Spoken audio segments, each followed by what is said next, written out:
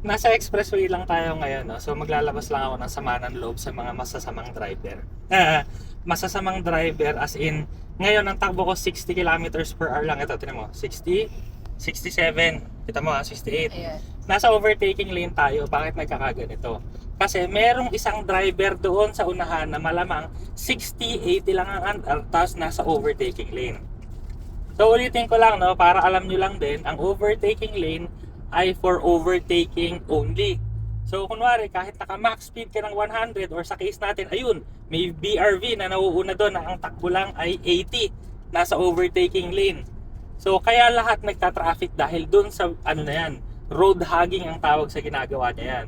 So dapat basta natapos kang mag-overtake, lumipat ka na dito sa susunod na linya, or pag mabagal ka talaga at 80 lang takbo mo doon ka sa pinakadulo, ayun, tinan mo, sige i-video mo nga Han, ayun, may BRV na 60 ang andar dito sa overtaking lane.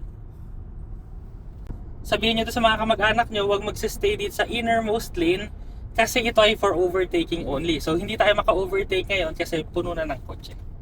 So yan.